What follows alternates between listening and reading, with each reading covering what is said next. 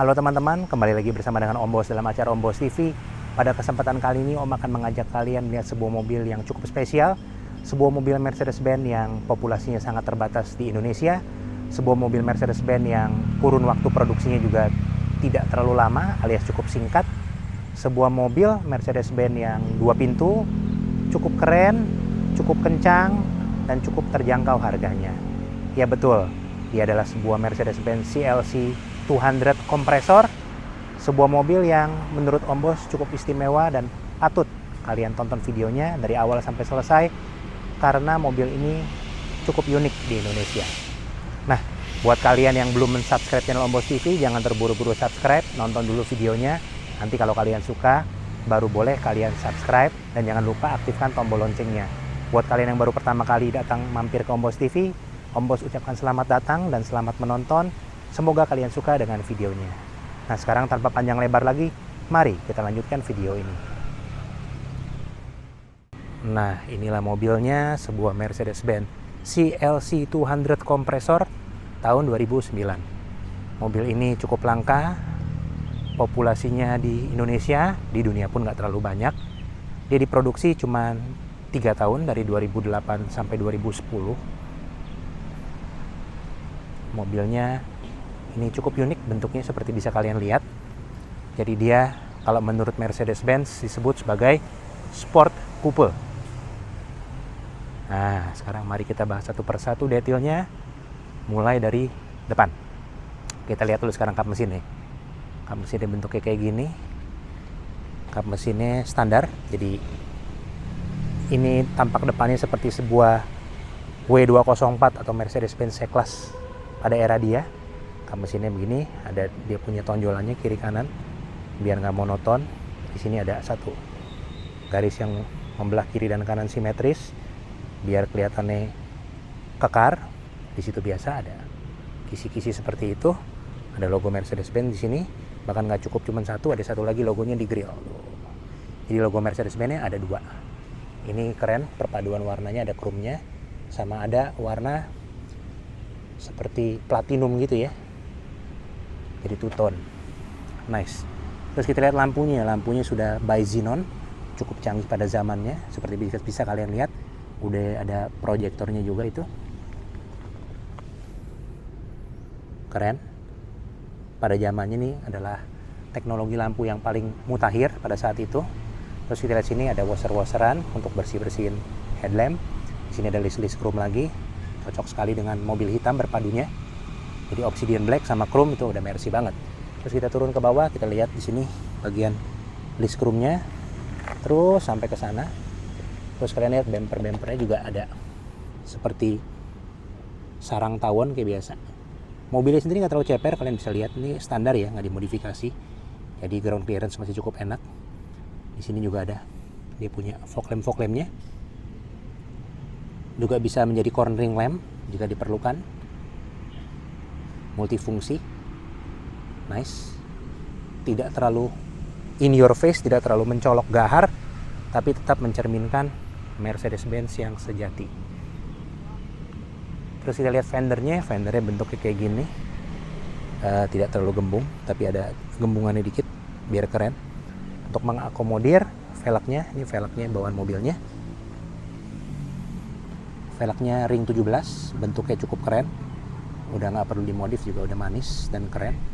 Remnya seperti ini, bisa kalian lihat. Terus di sini ada list pintu, body molding yang sampai ke situ. Ada kurum-kurumannya juga, keren. Side skirtnya bentuknya minimalis gitu aja.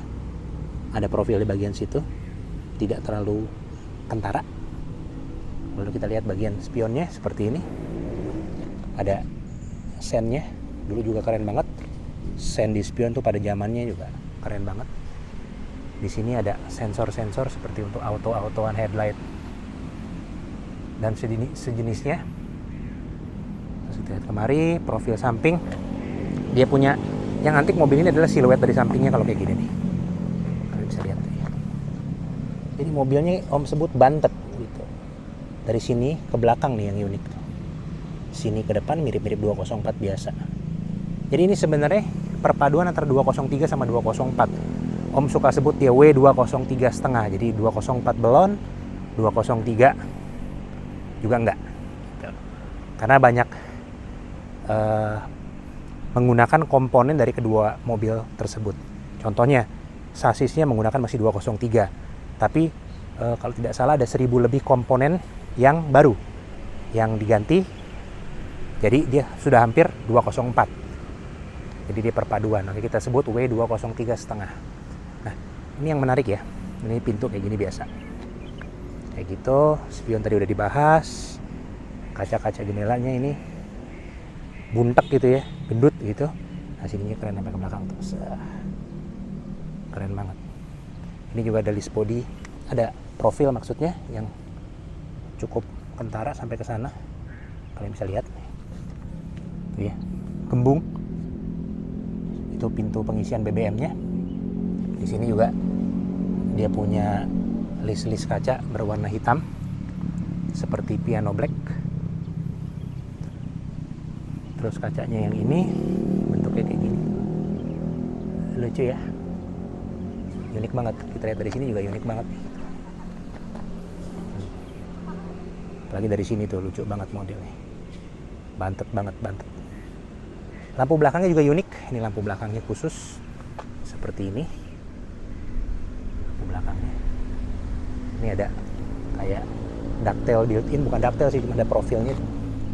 Dari sini sampai ke situ ada profilnya, keren. Di sini ada yang kentara nih. Lampu remnya gede banget, jadi kalau ngerem pasti orang lihat. Ini kacanya kayak gini. Defogger belakang pastinya ada karena ini mobil mewah. Di sini ada misalnya CLC 200. Di sini ada logo Mercedes-Benz besar. Dan di sini ada tulisannya kompresor, berarti dia supercharged. Nice. Bumper belakang kita lihat. Di sini ada list chrome-nya juga, tetap. Sampai ke situ, terus ke samping. Terus kita lihat dia punya bumper. Knalpotnya satu di sebelah kiri. Terus ada gendut-gendutnya tuh, ada profil-profilnya, jadi memberikan kesan dari belakang gendut itu, muscular. Di sini juga ada kayak diffusernya itu ya, bisa kalian lihat ya. Ada diffusernya. Nice. Sekarang kita lihat bagian sini. Terus sampai sini kita lihat lagi. Keren. Dia punya velg belakang juga sama, ring 17 seperti yang depan, cuman yang belakang ini lebih lebar dibandingkan dengan yang depan, meskipun ringnya diameternya sama-sama 17 inci. Belakang remnya seperti kalian bisa lihat juga sudah mumpuni, jadi untuk ngerem-ngereman sih mobil ini tidak perlu diragukan lagi, sangat mumpuni. Siluetnya ini loh yang sangat lucu kalau dari sini tuh. Kayaknya bener-bener gendut. Om suka sebut dia si bantet. Karena ya gitu deh, kayak bantet bentuknya, kalian bisa lihat kan. Nah, bagaimana? Kalian suka nggak dengan desain mobil ini? Tulis ya di kolom komentar ya, pendapat kalian tentang CLC 200 kompresor ini. Yuk, sekarang kita lanjutkan dengan lihat bagian dalamnya. Untuk kunci mobilnya sendiri, standar Mercy pada eranya. Seperti bisa kalian lihat, tetap masih mesti dicolok, belum ada tombol-tombolan start stop gitu. Terus sekarang kita ngintip yuk bagian dalamnya. Kita mulai dari pintu sini ya.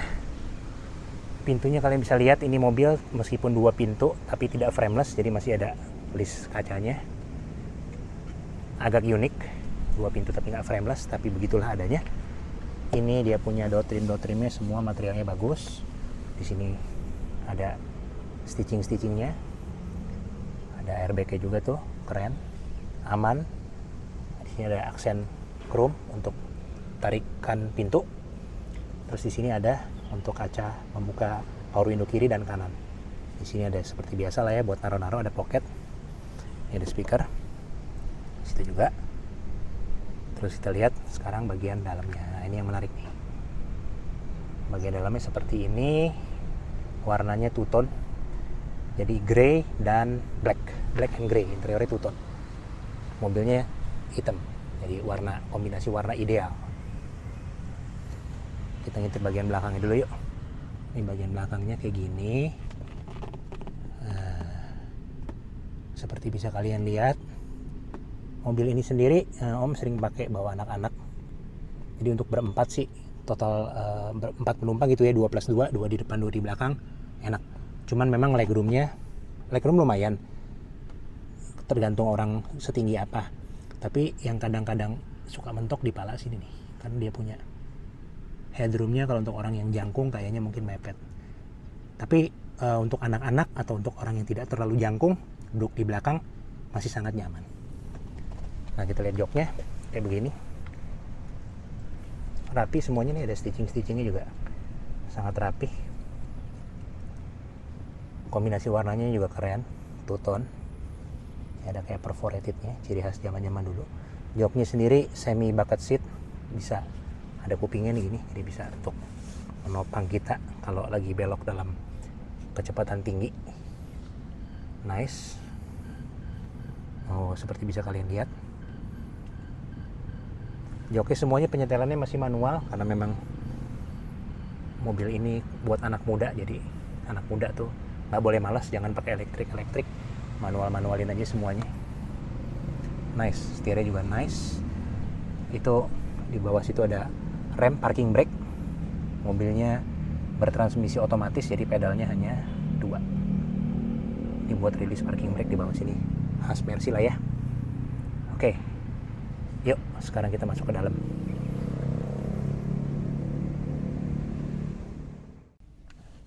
Untuk nyalain mesin tinggal masukin kunci ke sini, injek rem dan putar. Tunggu sebentar, lalu kita nyalakan.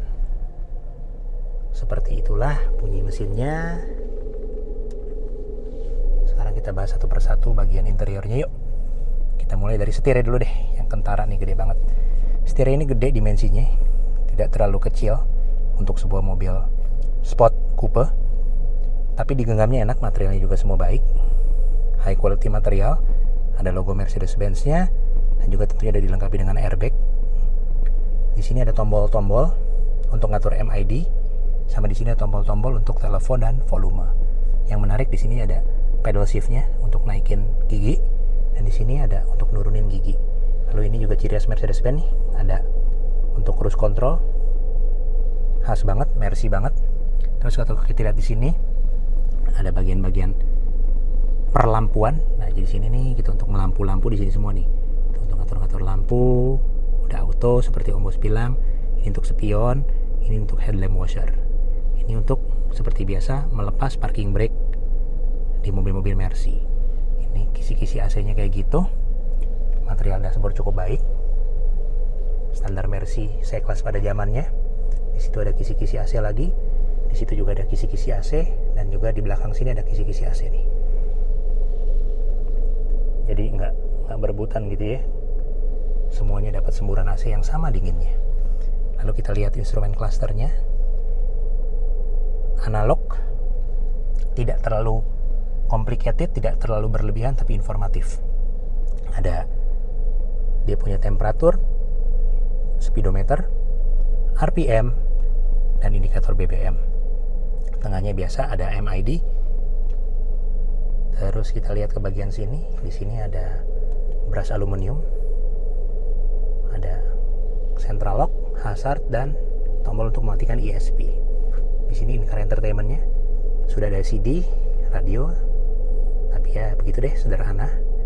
Ini ciri khas Mercy pada zamannya juga, bisa mencet telepon dari sini karena ini bisa dikoneksikan dengan telepon. Di bawahnya ini ada brush aluminium lagi yang memuat tombol-tombol atau putaran-putaran untuk menyetel dan mengatur AC. Jadi AC udah dual zone, nice, meskipun masih analog, belum digital. Ada autonya juga, jadi sudah cukup mumpuni untuk mendinginkan kabin. Di sini ada brush aluminium lagi. Brush aluminium ini Om suka sekali karena materialnya halus. Seperti biasalah ada tray-tray di balik situ. Di situ juga biasa ada laci-laci. penyimpanan glove box, dan sini juga ada armrest yang di bawahnya ada konsol boxnya untuk menyimpan barang. Di sini ada buat naruh-naruh barang juga. Ini semua beras aluminiumnya sangat halus, bahkan tuas transmisi sangat enak karena dia juga beras aluminium, jadi kalau kita genggam itu enak sekali. Seperti halnya Mercy pada zamannya, dia bentuknya begini, shift gate PRND, bisa manual mode kiri kanan, di ke kiri untuk menurunkan, ke kanan untuk menaikkan gigi. Lalu ada modenya comfort, sport, dan manual. Nice. Terus kita lihat bagian-bagian pilar-pilarnya sama plafon-plafonnya semuanya berwarna hitam, jadi mengentalkan aura sporty untuk mobil ini. Keren. Jok penumpang depan, door trimnya semua keren. Love it. Bagian sini seperti biasa ada spion, ada lampu-lampu khas Mercy gitu, ada sun visor, ada kacanya, lengkap. Keren. Overall interiornya sangat enak, sangat nyaman, sangat Mercy sekali, dan sangat layak masih, meskipun mobil ini sudah berumur cukup lama gitu ya, 2009, tapi masih sangat amat layak dan menyenangkan untuk berada di dalamnya. Yuk kita teruskan sekarang dengan bagian yang lain. Untuk buka bagasi kita tinggal unlock, lalu kita tekan sini dan kita angkat ke atas. Nah, bagasinya sendiri sangat besar, bukannya besar, kalian bisa lihat dari sini. Bukannya juga sangat besar, sampai ke atas gitu, dan mempermudah kita kalau mau naruh-naruh barang. Di sini juga sudah ada pegasnya, jadi tidak perlu ngangkat berat-berat, dia bisa langsung naik. Ada pegasnya. Terus kita lihat sini, material-materialnya juga semuanya baik, high quality, standar Mercedes-Benz. Terus di sini ada partisinya yang bisa dicopot kalau diperlukan. Ini penting kalau kita bawa barang-barang berharga, mungkin di sini jadi nggak kelihatan kalau kita mau taruh sini, karena ini pada saat ditutup bagian bawah sini sangat terproteksi, jadi dari luar nggak ada yang bisa lihat barang apa yang kita simpan di bagasi. Materialnya juga semuanya baik, bludur-bludurnya semua baik. Ini surprisingly cukup besar kalau menurut Om Bos untuk bagasi sebuah mobil sport coupe. Mobilnya kan nggak gitu gede, cuman bagasinya gede, jadi praktis. Ini dia punya jok, kalau diperlukan kurang besar bagasi bisa dilipat ke depan gitu ya. Jadi dari sini bisa nembus sampai ke situ tuh. Gede banget deh kalau udah dilipat joknya. Tentunya ya kalau mau dilipat ininya juga dicopot ya. Nah, untuk masukin barang-barang di bawah sini ke sini, karena mobilnya tidak terlalu tinggi, sangat mudah, tinggal dimasukin aja gitu. Bukaannya juga gede seperti tadi kalian lihat. Jadi sama sekali nggak ada kendala untuk memasukkan atau mengeluarkan barang dari mobil ini. Oke, sekarang kita lanjutkan dengan bagian mesinnya yuk.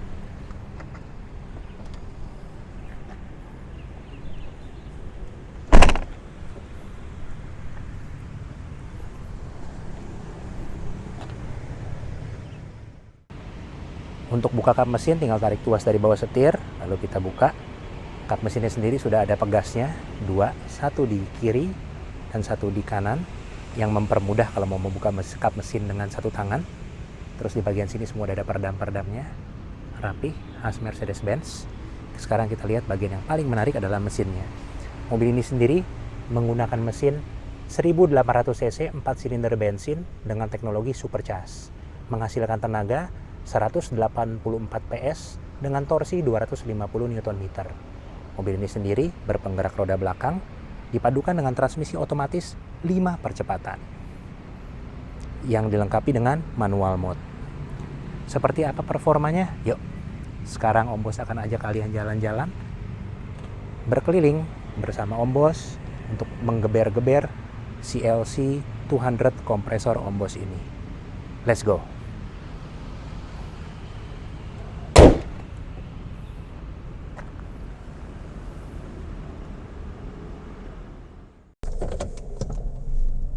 Nah, sekarang mari kita muter-muter naik CLC 200 kompresor Ombos ini. Kita bahas satu persatu mulai dari mesinnya. Mobil ini sendiri menggunakan mesin 1800 cc supercharged 4 silinder bensin, menghasilkan tenaga 184 PS dengan torsi 250 Nm. Seperti apa performanya? Performanya cukup mumpuni. Akselerasi 0 sampai 100 km per jam dicapai dalam waktu 8 detikan. Mobil ini sendiri menggunakan transmisi otomatis 5 percepatan dengan manual mode. Jadi performanya lumayan. Dan lagi mobilnya kan gak terlalu besar ya. Jadi dengan horsepower dan torsi segitu menurut Ombos sudah cukup. Oke, konsumsi BBM juga cukup hemat. 1 liter bisa kurang lebih 9-10 km jarak tempuhnya tergantung traffic dan cara mengemudi. Lalu mobil ini sendiri dia punya posisi mengemudinya cukup enak, cukup ergonomis, bisa disetel.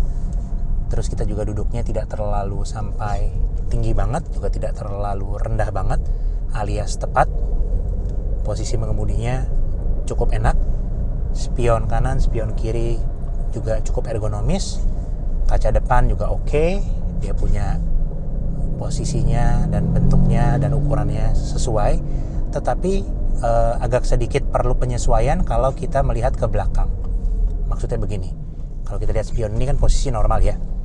Cuman dari spion ini kalau kita misalkan mau lihat ke belakang atau mau mundur, itu kaca belakangnya kecil. Jadi memang bagian daripada desain mobil ini seperti itu. Jadi kaca belakangnya nggak begitu gede. Jadi perlu sedikit adaptasi kalau misalkan baru pertama kali membawa mobil ini. Ya untungnya sih mobilnya kecil ya. Jadi tidak merepotkan gitu. Bagaimanapun kan mobilnya nggak besar. Jadi nggak ada masalah harusnya. Lalu feel mengemudi, mobil ini lebih ke arah comfort dibandingkan dengan arah sporty. Meskipun genrenya sport coupe, tapi mobil ini lebih ke arah comfort kalau menurut Ombos. Tuningan dan setelan suspensinya, maupun transmisinya, maupun mesinnya, maupun feel mengemudinya. Mobilnya sendiri kan nggak begitu gede ya, jadi ringkas sih kalau mau dipakai selap-selip enak. Mobilnya nggak begitu besar, dimensinya cukup kompak, tenaga cukup besar. Jadi mobil ini untuk selap-selip di perkotaan sangat enak. Tapi memang kalau mengharapkan keagresifan berkendara seperti mungkin rivalnya dari BMW gitu ya, mobil ini kurang tepat karena mobil ini lebih ke arah comfort. Tapi kalau mau jalan jauh, nyantai-nyantai, kencengnya kenceng normal, tidak katakanlah selap-selip atau agresif gitu, mobil ini sangat enak. Lalu dia punya kekedapan kabin juga lumayan, semua kenyamanan di dalam kabin, material-material kabin juga oke. NVH mobilnya juga lumayan, cukup kedap, tidak terlalu berisik. Lalu juga radius putar balik seperti yang kita mau putar balik sini juga cukup enak karena mobilnya kecil, jadi sama sekali nggak menyulitkan kalau kita mau bermanuver di jalan sempit. Kita tarik ya.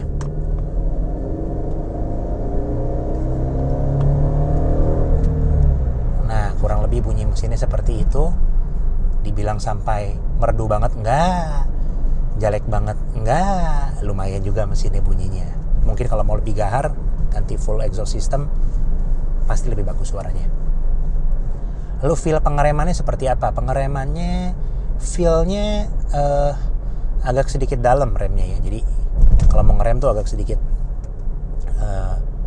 perlu penyesuaian karena remnya nggak terlalu responsif. Tapi bukannya berarti remnya nggak pakem, tapi memang karakter mobilnya punya rem begitu, agak sedikit dalam. Jadi mesti injak agak dalam dia baru ngegigit. Tapi sebenarnya remnya bagus, no problem. Lalu kita bicara mobil ini sendiri kenapa spesial. Nah, mobil ini sendiri adalah W203,5 seperti tadi Ombos bilang. Jadi dia menggunakan sasisnya W203 atau Mercedes-Benz C-Class generasi yang sebelumnya, sebelum 204. Tapi dengan 1000 lebih komponen yang diganti baru, jadi boleh dibilang nih sudah hampir W204 ya. Makanya kita sebut dia W203,5. Cukup unik posisinya. Dia diproduksi juga cuma 3 tahun, dari 2008 sampai 2010. Di Indonesia juga nggak banyak populasinya. Mobil ini sendiri Mungkin pada saat itu harganya juga kan kalau baru tidak murah. Mungkin orang lebih suka beli sedannya, lebih praktis gitu ya. Pintunya banyak dibandingkan dengan beli ini. Tapi sebenarnya di luar dari kepraktisan masuk ke belakang, keluar masuk ke belakang, mobil ini praktis karena bagasi besar, duduk di belakang lumayan. Terus yang lain-lainnya juga fiturnya mirip-mirip dengan C-Class sedan standar gitu. Jadi cukup daily use, cukup praktikal sebenarnya. Jadi ini Mercy menyebutnya Sport Coupe. Pada saat itu adalah mobil coupe Mercedes-Benz yang paling murah, yang paling terjangkau, dimana mungkin Mercy mengharapkan orang beli ini jatuh cinta sama Mercedes-Benz, lalu dia bisa punya uang lagi, dia ganti ke naik kelas lah gitu ya, naik kelas ke coupe-coupe yang tipe lain yang lebih mewah tentunya. Jadi memang mobil ini sangat unik. Mobil ini sendiri tidak ada pesaing apple to apple yang benar-benar kentara gitu. Mobil ini berada di segmen yang sangat niche pada waktu itu.